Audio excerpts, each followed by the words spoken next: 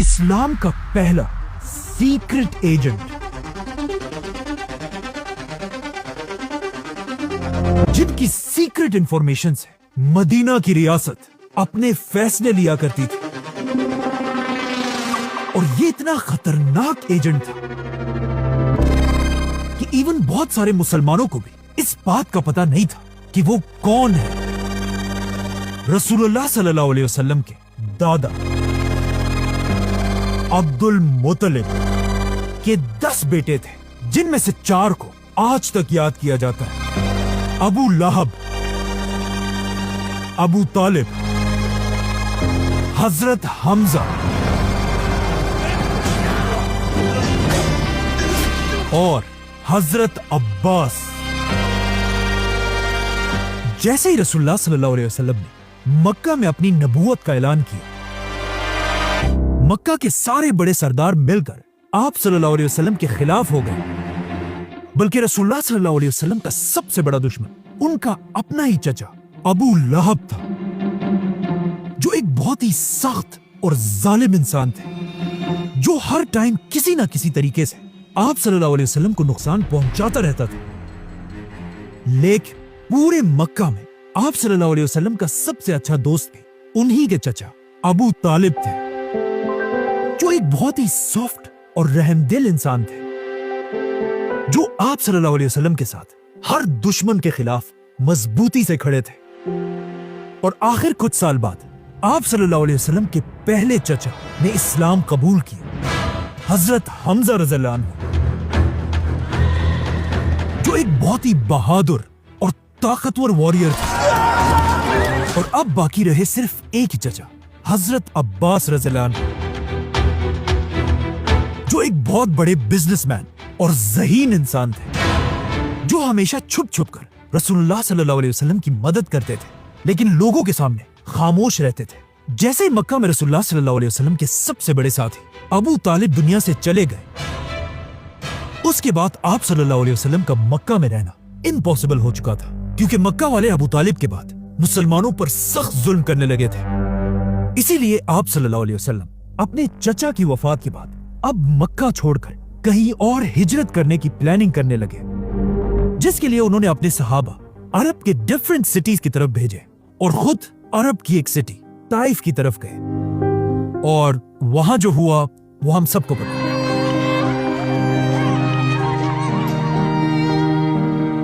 Taif के वाक़े के बाद जब आप सल्लल्लाहु अलैहि वसल्लम वापस मक्का आए, और मक्का वालों को ऐसा लग रहा था कि अब आप सल्लल्लाहु अलैहि वसल्लम के पास कोई भी रास्ता नहीं है, अचानक एक दिन अरब की एक छोटी सी सिटी मदीना के लोग मक्का हज करने आए, जिनमें से कुछ ने आप सल्लल्लाहु अलैहि वसल्लम से रात के अंधेरे में एक सीक्रेट मीटिंग की रिक्वेस्ट की, जिसे आप सल्लल्लाहु अलैहि वसल्लम ने एक्सेप्ट किया। और जैसे ही मक्का में रात का अंधेरा हुआ और मक्का के सारे लोग सो गए, मदीना के कैंप से 73 मर्द और 2 औरतें बाहर निकले और मक्का में एक पहाड़ की तरफ रवाना हुए। जैसे ये लोग मीटिंग की जगह पर पहुंचे, उन्होंने देखा कि सामने से सिर्फ 2 लोग उनसे मिलने के लिए आ रहे हैं, जिनमें से एक तो मोहम्मद सल्लल्लाहु अलैहि वसल्लम थे, लेकिन दूसरे आप सल्लल्लाहु अलैहि वसल्लम के चचा और अबू तालिब के बाद बनु हाशिम के बड़े सरदार हजरत अब्बास रज़ियल्लाहु अन्हु थे।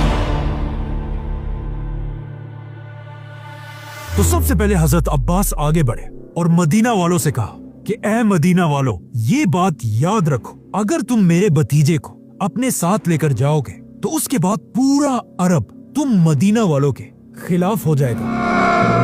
अगर तुम मेरे भतीजे की हिफाजत कर सकते हो तो फिर ठीक है, लेकिन अगर तुम नहीं कर सकते तो फिर इन्हें यही छोड़ो, हम बनु हाशिम खानदान इनकी हिफाजत के लिए तैयार हैं। जिस पर मदीना वालों ने हजरत अब्बास से कहा कि हम एक बहुत ही खतरनाक और एक वॉरियर कौम है, और हम अपने खून के आखिरी कतरे तक इनकी हिफाजत करेंगे। इसी के साथ मुसलमानों की हिजरत शुरू हुई और सारे मुसलमान मक्का को छोड़कर मदीना की तरफ रवाना हुए। लेकिन हजरत अब्बास रज़ियल्लाहु अन्हु ने हिजरत नहीं की और वो यहीं मक्का में रहे। और मदीना पहुंचने के कुछ ही अरसे बाद इस्लाम की पहली जंग का वक्त आया। जंगे बदर। जंग से पहले रसूलुल्लाह सल्लल्लाहु अलैहि वसल्लम ने सारे सहाबा को जमा किया और इस जंग की प्लानिंग करने लगे। इस जंग में सारे सहाबा मक्का में अपने अपने खानदानों के साथ लड़ने के लिए बिल्कुल तैयार थे। लेकिन जैसे ही ये मीटिंग शुरू हुई, रसूलुल्लाह सल्लल्लाहु अलैहि वसल्लम ने अपने सहाबा से कहा कि कोई भी सहाबी बदर की जंग में मेरे खानदान बनु हाशिम को नहीं मारेगा।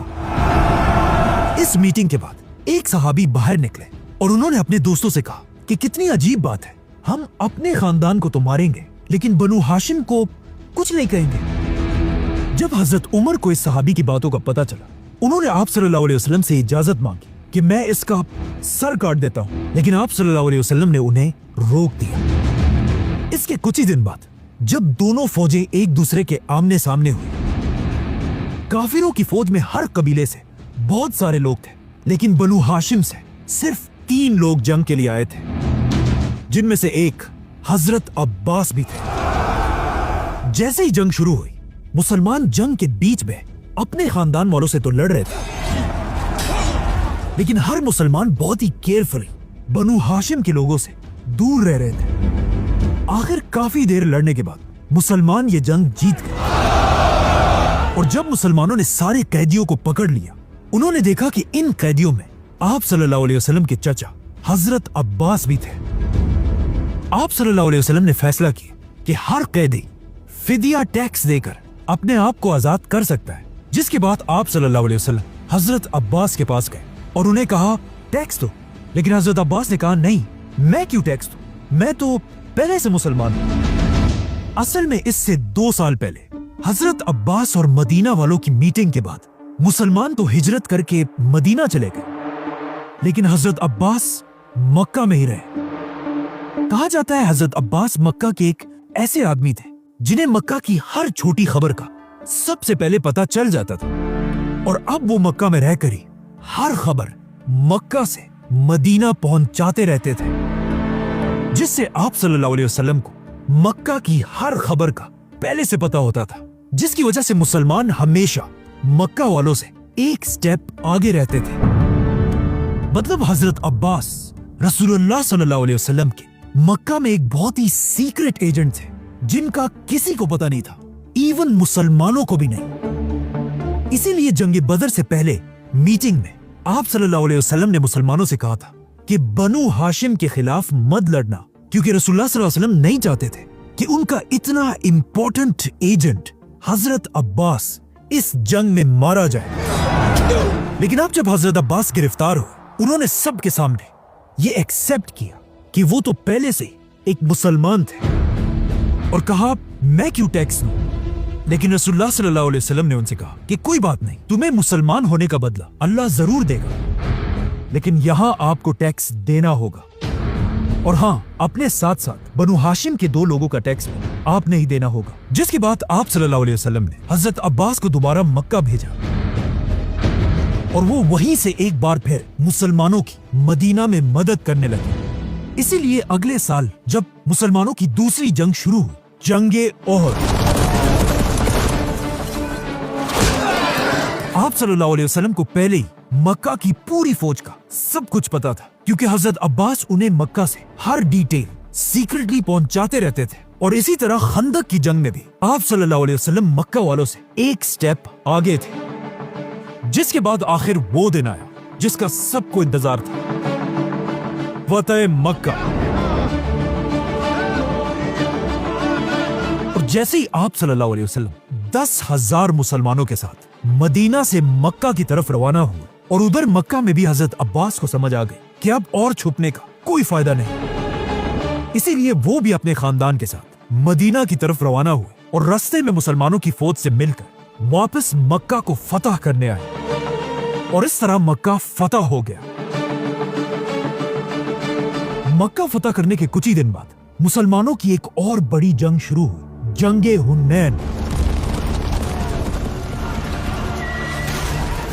और ये पहली जंग थी जिसमें हजरत अब्बास अब एक स्पाई नहीं बल्कि एक वॉरियर की तरह जंग में मुसलमानों के साथ खड़े थे, और मुसलमान तेजी से अपने दुश्मन की तरफ बढ़ रहे थे। लेकिन जैसे ही मुसलमान इन दो पहाड़ों के दरमियान पहुंचे, इन दोनों पहाड़ों से मुसलमानों की फौज पर तीरों की बारिश होने लगी और इतनी तीरें बरसने लगी कि मुसलमानों की पूरी फौज जंग छोड़कर पीछे हटने लगी। ये देखकर काफिरों की पूरी फौज ने मुसलमानों पर हमला कर दिया। जैसे ही काफिरों की फौज आगे आई, वो ये देखकर हैरान रह गए कि मुसलमानों की पूरी फौज तो पीछे भाग रही है, लेकिन मुसलमानों में सिर्फ एक आदमी अपने साथियों के साथ बहादुरी से अपनी जगह पर खड़ा है, और वो थे हजरत मोहम्मद सल्लल्लाहु अलैहि वसल्लम। ये देखकर काफिरों की पूरी फौज ने सीधा रसूलुल्लाह सल्लल्लाहु अलैहि वसल्लम पर हमला कर दिया, लेकिन रसूलुल्लाह सल्लल्लाहु अलैहि वसल्लम भी पीछे हटने के बजाय दुश्मनों की तरफ आगे बढ़ने लगे। जैसे ही आप सल्लल्लाहु अलैहि वसल्लम आगे बढ़े, उनके चचा हजरत अब्बास ने उनके घोड़े की रस्सी पकड़ी ताकि आप सल्लल्लाहु अलैहि वसल्लम आगे ना बढ़ सके, लेकिन आप सल्लल्लाहु अलैहि वसल्लम अपने घोड़े से नीचे उतरे और दोबारा दुश्मन की तरफ बढ़ने लगे। और जब आप सल्लल्लाहु अलैहि वसल्लम आगे बढ़ रहे थे, वो जोर जोर से एक ही बात कह रहे थे, अनन नबिय्यु ला कज़िब अना इब्नु अब्दुल मुत्तलिब। और ये कहते ही रसूलुल्लाह सल्लल्लाहु अलैहि वसल्लम ने अपने चचा अब्बास से कहा कि मुसलमानों की पूरी फौज को जंग में वापस आने की आवाज दो, क्योंकि आप सल्लल्लाहु अलैहि वसल्लम के चचा अब्बास अभी भी एक जवान आदमी थे और वो रसूलुल्लाह सल्लल्लाहु अलैहि वसल्लम से सिर्फ 4 साल बड़े थे। हजरत अब्बास अपनी ऊंची आवाज से मुसलमानों को बुलाने लगे, तालू इलल मारिका, और कहने लगे कि ऐ मुसलमानों, अपने नबी को छोड़कर कहां जा रहे हैं? तालू इलल मारिका। इसके बाद हजरत अब्बास खुद कहते हैं कि मेरी आवाज मुसलमानों की फौज ने जैसे ही सुनी, सब ने अपने ऊंटों को उसी वक्त मोड़ दी और आप सल्लल्लाहु अलैहि वसल्लम को बचाने के लिए फुल स्पीड भागने लगे। उस टाइम कुछ सहाबा ऐसे भी थे जो अपने ऊंटों को ना मोड़ सके और वो अपने ऊंटों को छोड़कर पैदल आप सल्लल्लाहु अलैहि वसल्लम के लिए रवाना हुए। इस तरह कुछ ही देर में मुसलमानों की 12,000 की फौज दोबारा जंग में आई और मुसलमान ये जंग जीत गए। ये जंग जीतने के बाद आप सल्लल्लाहु अलैहि वसल्लम अपने सहाबा के साथ वापस मदीना चले गए और इस बार वो अपने साथ अपने चचा हजरत अब्बास को भी लेकर गए। उन्होंने अपनी मस्जिद नबवी के पास ही हजरत अब्बास के लिए एक घर बनवाया, बल्कि हजरत अब्बास के घर की छत पर आप सल्लल्लाहु अलैहि वसल्लम ने खुद अपने हाथों से पानी का पाइप लगवाया जो बारिश का पानी निकालने के लिए था। जैसे ही हजरत अब्बास मदीना आए, उसके कुछ ही अरसे बाद उनके भतीजे रसूलुल्लाह सल्लल्लाहु अलैहि वसल्लम इस दुनिया से चले गए। लेकिन हजरत अब्बास रसूलुल्लाह सल्लल्लाहु अलैहि वसल्लम के बाद भी अपने बेटे अब्दुल्लाह बिन अब्बास के साथ मुसलमानों की खिलाफत के सबसे बड़े एडवाइजर्स में से थे। लेकिन आखिर हजरत उमर की खिलाफत में हजरत अब्बास और हजरत उमर के दरमियान एक इख्तिलाफ पैदा हुआ। एक दिन खलीफा उमर रज़ियल्लाहु अन्हु अपने घर से मस्जिद की तरफ जा रहे थे। रास्ते में वो जैसे ही हजरत अब्बास के घर के पास से गुजरे, हजरत अब्बास के घर की छत से हजरत उमर के कपड़ों पर गंदा पानी गिरा। ये देखकर हजरत उमर ने हजरत अब्बास के घर का ये पाइप यहां से निकालकर दूसरी तरफ कर दिया और उन्हें हजरत उमर की इस बात का पता चला तो हजरत अब्बास सीधा मदीना की अदालत पहुंचे और वहां जाकर खलीफा उमर पर केस कर दिया। जैसे ही केस शुरू हुआ, मदीना के जज ने खलीफा उमर को अदालत आने का हुक्म दिया। जैसे ही खलीफा उमर अदालत पहुंचे, हजरत अब्बास ने जज से कहा, उमर ने मेरी इजाजत के बगैर मेरे घर के पानी का रास्ता बदल दिया है। जिस पर हजरत उमर ने कहा कि मैंने ऐसा इसलिए किया ताकि इससे मुसलमानों को तकलीफ ना हो। लेकिन हजरत अब्बास ने हजरत उमर को कहा कि ये पानी का रास्ता जो आपने बदला है, ये कोई आम रास्ता नहीं था। कि जब मैं बहुत साल मक्का में रहने के बाद पहली बार मुसलमानों के पास मदीना आया तो यहाँ आप सल्लल्लाहु अलैहि वसल्लम ने मेरे लिए ये घर बनवाया और फिर इस घर की छत पर अपने हाथों से पानी का यही रास्ता बनाया था जो आज आपने बदल दिया। ये सुनते ही ऑफ कोर्स हजरत उमर अपनी बात से पीछे हटे और हजरत अब्बास से ये केस हार गए और सीधा हजरत अब्बास को लेकर उनके घर के पास पहुंचे और हजरत अब्बास को कहा, मेरे कंधों पर चढ़कर दोबारा इस पाइप को उसी तरह कर जिस तरह रसूलुल्लाह सल्लल्लाहु अलैहि वसल्लम ने लगाया था। लेकिन इसके कुछ ही साल बाद हजरत अब्बास ने ये घर खिलाफत के हवाले किया और हजरत उमर ने मस्जिद नबवी के साइज को बढ़ाने के लिए इस घर और इसके आसपास सारे घरों को गिरा दिया।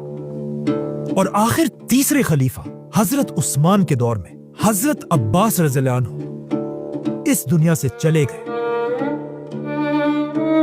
कहा जाता है हजरत अब्बास के जनाजे में इतने लोग मदीना में जमा हुए कि मदीना के कब्रिस्तान में पांव रखने की जगह भी नहीं थी। और इस इतनी रश में भी लोग हजरत अब्बास से इतनी मोहब्बत करते थे कि हर कोई ये कोशिश कर रहा था कि वो किसी तरह हजरत अब्बास की कब्र तक पहुंच सके। यहां तक कि खलीफा उस्मान भी मुसलमानों की इसी रश में फंस गए थे, जिसके बाद हजरत उस्मान ने मुश्किलों से अपने आप को मुसलमानों की इस रश से बाहर निकाला।